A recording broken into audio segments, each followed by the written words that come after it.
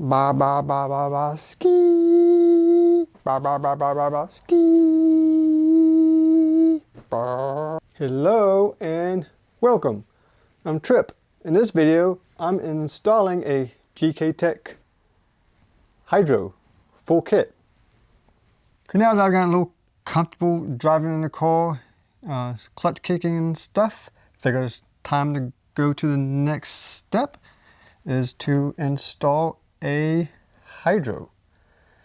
So yeah, this is the Gktech standalone kit. Pretty much everything comes together that you need to install it in your 350Z G35. You have different options. The only thing that this really doesn't come with is the brake calipers themselves. So if you don't want to piece together a kit yourself, this is for you. And for the price, it's a pretty good value, pretty good deal. And it comes with everything. And of course, it comes with the e-brake handle itself. You can choose from a bunch of different colors. Since this car has a lot of gold accents in it already, I don't even like gold. That's why I chose it. Comes with the master cylinder, the mounting bracket for the master cylinder, the mounting base. There is a few different options for your mounting base you can choose from.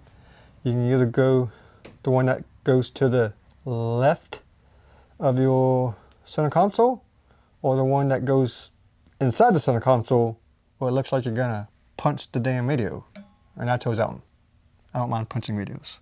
The radio is shit and old as hell in this car, so I don't care. It comes with steel braided brake lines that goes to a T, that tees off, that goes to the wheel, to your wheel calipers. Let's see, it has the mounting brackets, so you can mount your second set of calipers to the wheel. Comes with all the hardware you need to make that happen. And which is kind of an option, are these spacers that go on the axle. Since these spacers are pretty thick, it makes it that much farther away for your axles to engage into the hub. And this is to help with that, to fix your axle problem. On some of my previous part install videos, I've kind of jokingly complained about some companies not sending you stickers with the products. I don't have this problem with Gktech. They sent me all the stickers. It's not sponsored or anything like that. And the brake calipers you need, these are just normal real 350Z brake calipers. I just bought these off eBay. And something I did forget, which I didn't realize until I started like unboxing things a few minutes ago, is I need some brake pads, because these came with one pad each. So yeah, I'm missing two pads. So that's something I'm going to have to go buy local before this is all done. So let's install all these goodies. Do we want to start in the wheel on the brakes themselves, or do we want to start inside? I think the inside would probably be a little bit more fun because you get to play with this sooner. So I got my mounting bracket. Yours might look different if you got a different style between left hand, right hand, inside, outside, blah, blah, blah. You notice this one kind of has a little downward angle that goes inside the dash.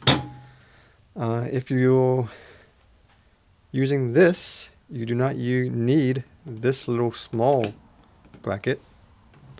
That thing, you can get rid of that. Okay, if you're using this style bracket, shifter bracket, you want to use these little stubby guys. Get rid of all these guys, your nuts and your washers. Use these guys. I had to find out the hard way. If you use the long ones, it's going to be too long. It's going to stick too far down and hit the car, and you're going to have a bad day. So don't use those. And to mount it, you see the big circle? That goes to the front of the coil, like so. After you mount it with your 5mm. Okay, I might have screwed something up.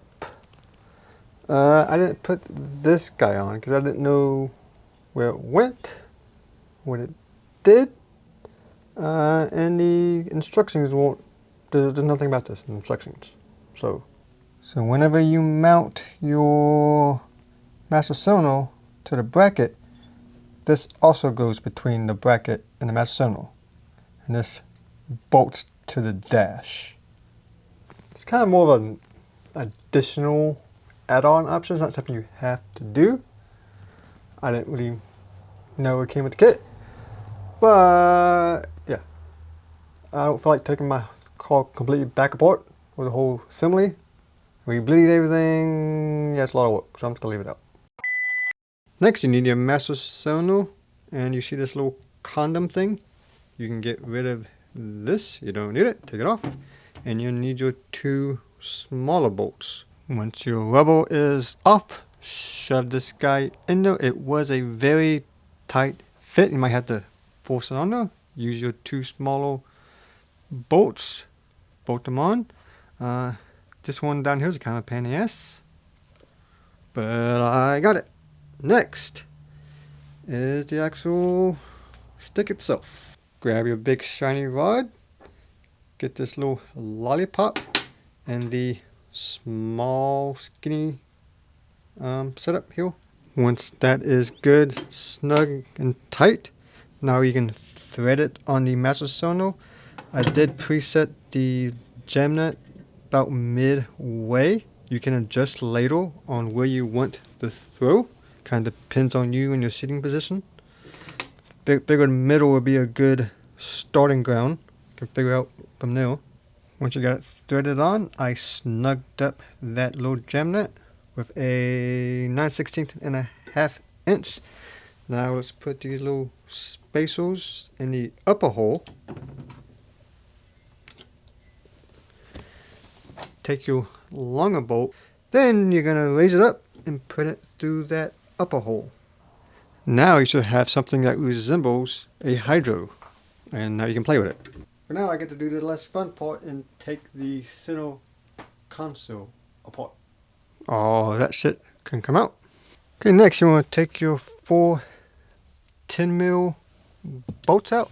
Take this little metal ring, take your boot off, and that's where the e-brake is going to land. But unfortunately, if you're using the style I'm using, with the one that goes inside the dash, some of that stuff's going to have to come out or rearranged. So I went ahead and took out as much stuff as possible in this generator, the radio, this white box thing. I did disconnect the battery before I did all this, before I start messing with wires. But the next thing is to go is this metal brace. I'm going to have to chop it off because the reservoir won't go back there if this guy's in the way. Now when you're doing this part, be careful not to mess up any wires or anything. I've tried to tuck out as much stuff as possible. Put a rag in here to help protect a little bit. I'm going to try to use my little tiny Milwaukee hacksaw.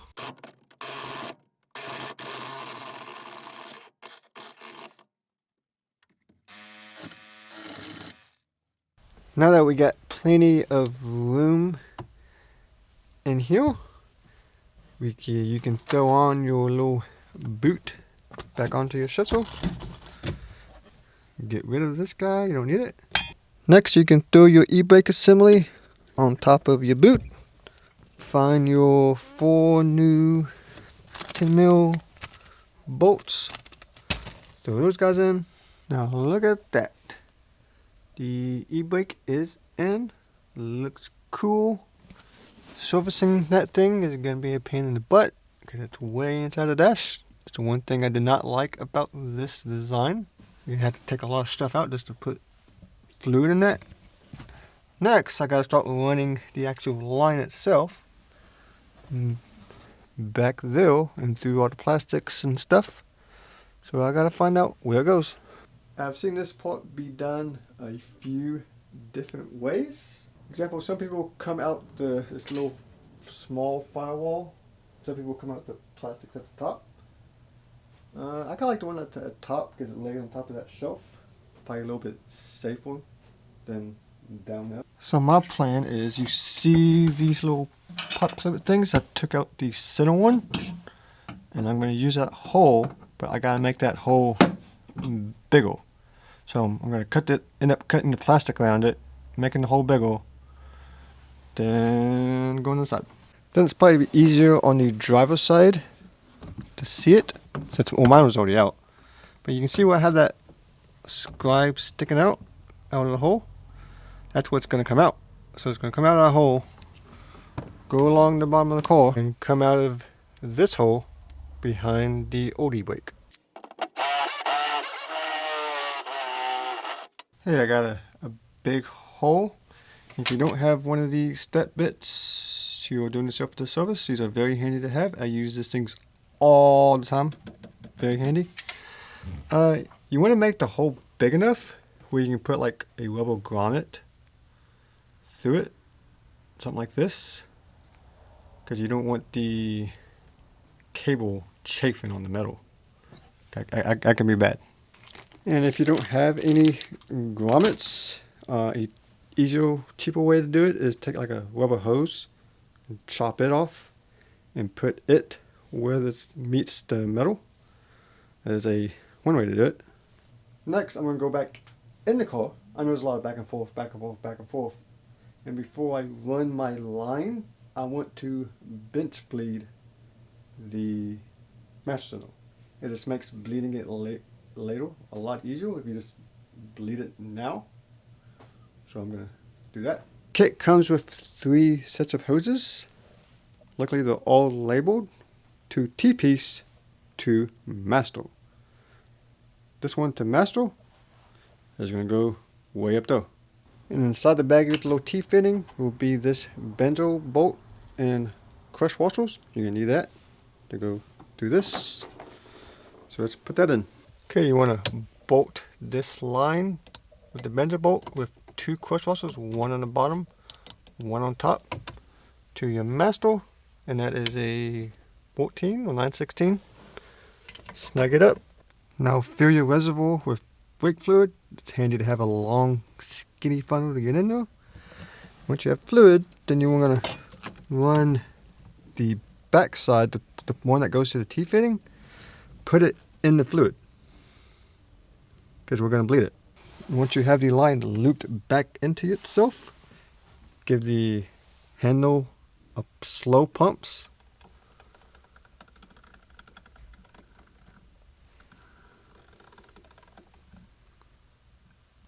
Watch your fluid level. Now you want to slowly pump it until like a ton of bubbles stop coming out of the line. You got plenty of fluid in the line. Then I put this cap. This cap was inside the master reservoir. And I put it on the end of this line. I mean, you can tape it or something, so it's not like gushing fluid all over the place. Because now we got to feed this one through all those holes into the back. Make sure it's routed so it's not in the way of anything. See, I'm going through that hole. I had to dive in that big hole, which is hard because this seat is fixed. It's not on sliders or anything, so I had to kind of squeeze through there. And I got as far as I can through the back, and I used these guys. Another handy tool. Who's in charge here?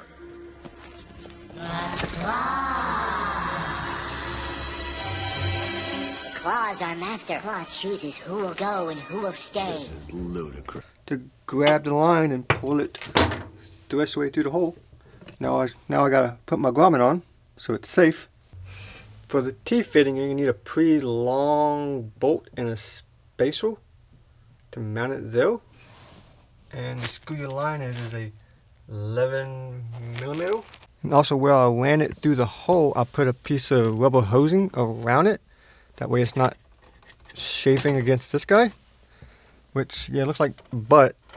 just electrical tape and a hose, but you're not gonna be able to see it because yeah, I'm gonna put my center console back on. Okay, next you think I'm gonna do the other two lines, but no, I'm jumping around again. Next I gotta start working on the wheel brakes. Install these little brake bracket, caliper bracket thingies.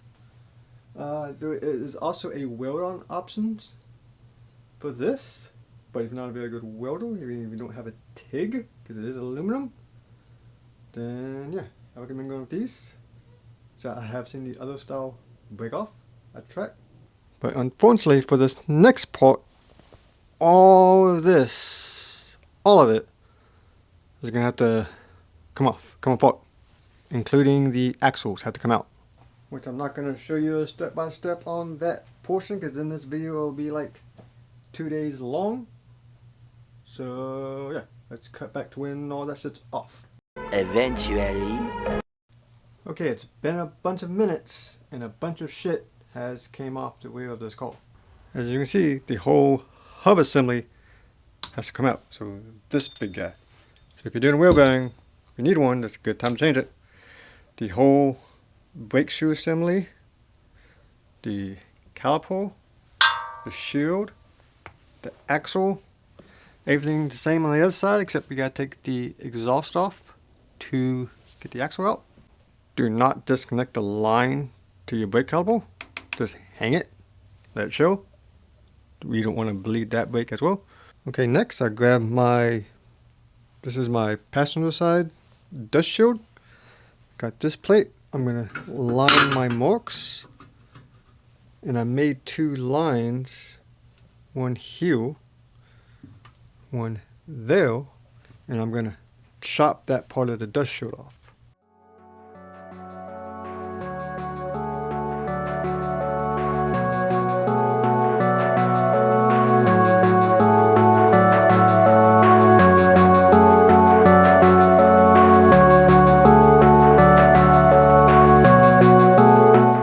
This is the driver's side, same thing, got my plate lined up at the holes, got some marks marked here and here, and that's what I'm going to cut out. Hey, I got these 2 guys chopped up and they fit. I got them cleaned up with my flapper discs so it's not as jagged. Next I will paint these, throw some paint on it because they will rust. So while the paint was drying, I went to the auto parts store, actually 2 different auto parts store, to get brake pads. Got some wheel pads for the new calipers, and I went ahead and got some brake shoes. Since while I'm in there, might as well replace them. I went to 2 different places and both of them told me that my car did not have shoes, brake shoes. Pretty sure they do. And 2 of the kids didn't even know what they were. Speaking of brake shoes, this thing where the brake line goes through the back of the hub, I gotta press these 2 little studs out and replace them with these, which are slightly longer. So I guess I'll do that.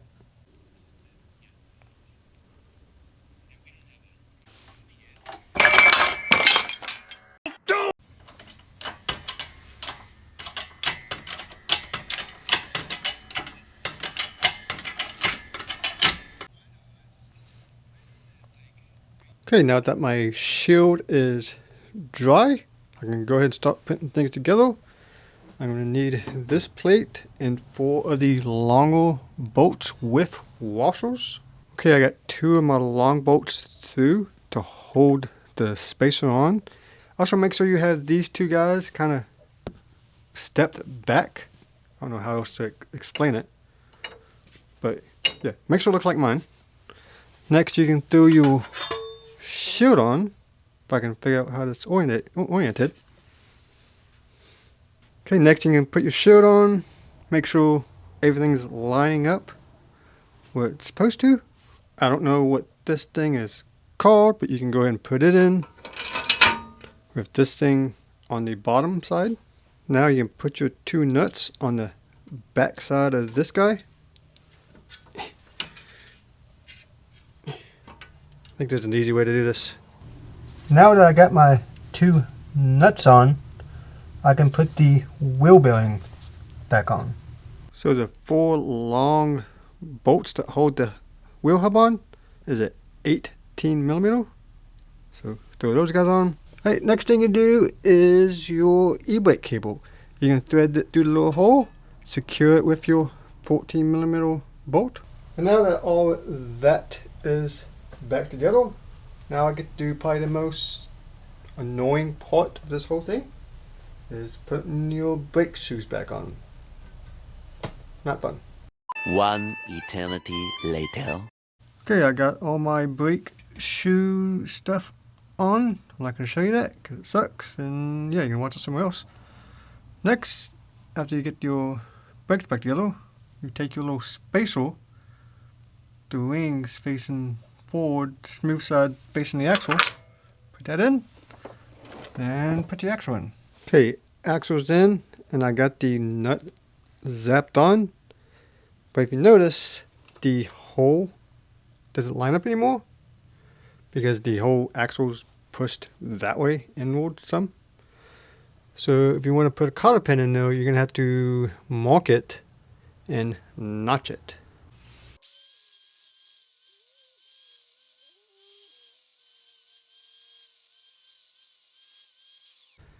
Got my nut cut and my collar pin in. Now I can put the second caliper on, which is the one that goes to the hydro.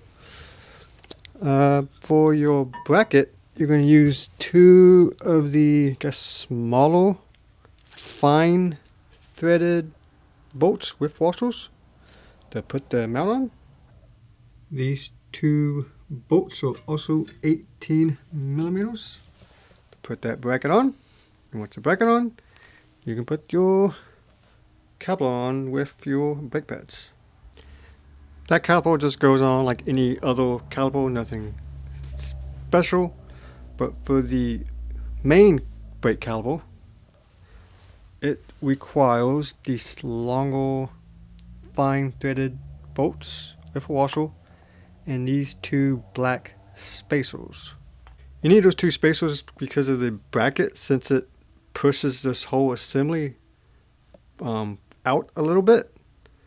It also pushes the brake out a little bit. It's probably going to be hard to see, but the spacers go between the hub and the bracket. Kind of like so.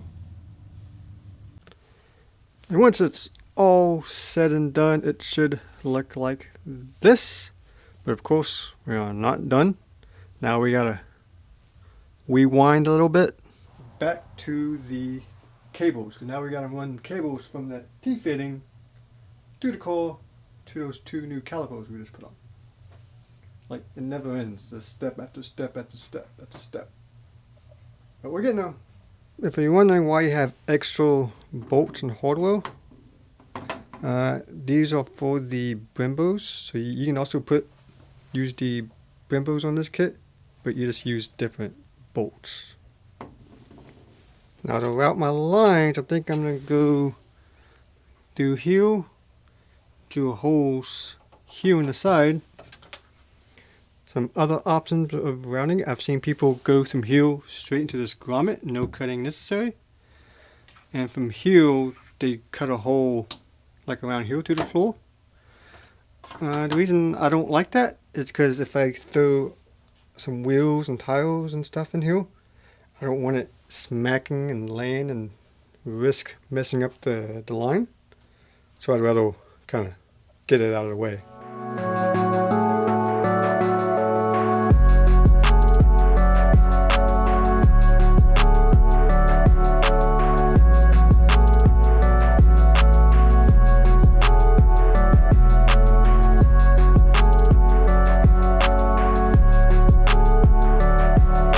Drilled my hole big enough for this grommet. Now these grommets I did buy separately. They did not come with the kit. So something you might have to look into. Next, before we run this through the hole, let's install it straight to the caliper. These are nicely labeled to caliper. Don't forget your crush washer. Since this doesn't have any sort of a swivel, you gotta thread this on by spinning it. So it's be a lot easier to do when it's not hooked up yet. And once that is threaded on and snug, you can run it through your hole, through your grommet. The other side is the exact same spot, exact same way. Now all that's left is to run this line to the T. Okay, all the lines are ran, secured, everything's hooked up. Also, the kit does come with these little brake line holders, so make sure you use those guys to secure the line at places. Also use the few zip ties, make sure everything is secured out of the way. But we still have one important step to do, which is bleed it. So I'm going to need a second pusher for that. You'll bleed it like you bleed any other brake system. You'll pump, pump, pump, hold, open nipples, and let her blow until there's no bubbles. But if you don't have any friends or wives to pump it up for you, you can just use a bungee cord or something to pull it back while you bleed the wheel. Okay, we are super close to being done. I gotta put the rear wheels in and put the console back together. The biggest thing that's left is I gotta cut a hole in this guy where the new E-Brake comes through. But I kind of want to test it out first, make sure things are working before I put all that stuff back together and realize it doesn't work, then take all that stuff back apart. Okay, I'm ready for my quick little test drive. I won't go very far. Don't forget to put that little white box back in if you plan on driving, and also put my battery back in, put my wheels back on. Hopefully all goes well.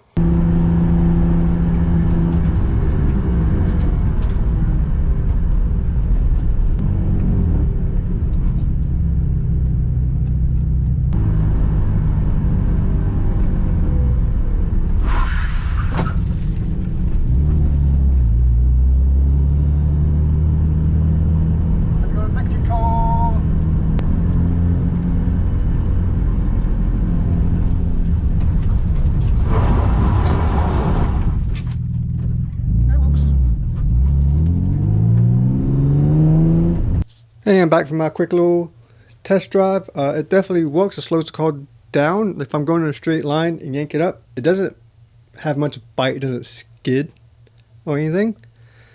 But if I give it any type of angle, pull it, it slides no problem. It could be I need to bleed some more or just a lot better pads. I am going to go ahead and bleed it one more time. Then I'm going to look into what type of pads that's for you. So put in a comment what kind of pads is recommended for this, for that. What kind of pads would you use, Twix? Don't ignore me. What are you looking at? Twix, what kind of pads would you use? Okay, I got that re-bled. When you are bleeding that, make sure you're checking the reservoir regularly. It doesn't take much to drain it. By 3 bleeds, I would add more. But now we need to add, we'll put in all my plastics. Okay, I got most of the plastics in. Now, for this white box, I'm just going to have it just sitting up there above the reservoir. I did have to get rid of my double DIN radio, which I didn't like anyway. It didn't work for shit. Very complicated to use, very old, outdated. So I was planning on getting rid of it anyway. I'll probably go to a more simple single DIN. That way I can cover that still. But we're pretty much at the last step to this whole process. It was just modifying this guy to fit with the E-Brake sticking through. So to start off, you kind of have to eyeball it and see where it comes through. Looking at some pictures and stuff and other videos, look like it's lined up with the defrost. So you see I have a mark here. That's where I'm going to start my mark. Then I'm going to just slowly make it bigger and bigger and bigger until it looks good.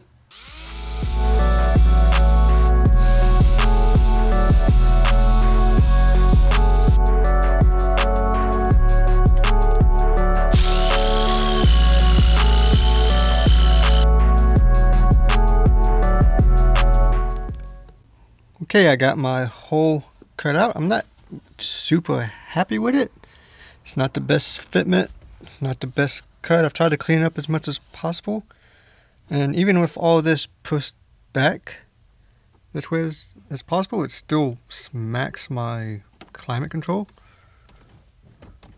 So you see how it pushes on it? I think if they made it where it slid back just a little bit more, it would be great, it would be perfect. But now that everything is done and buttoned up and ready to go, there's only one thing left to do. Let's go test it again. Even though I tested it earlier, I want to go test it again. It's fun, because why not?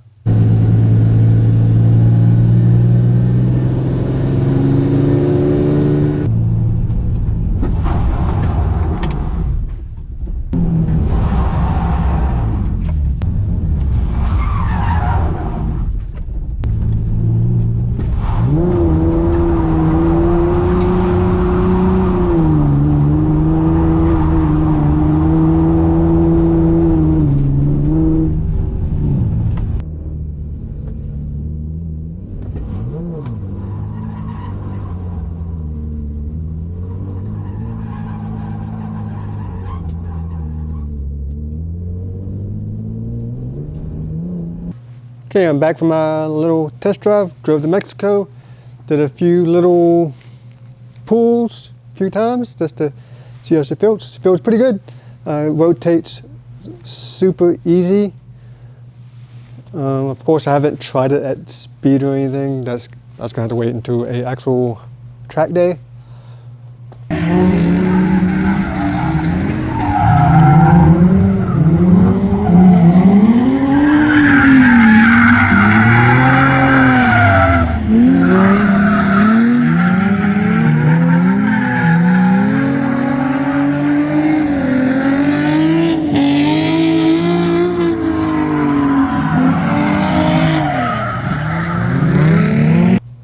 But so far, it feels great.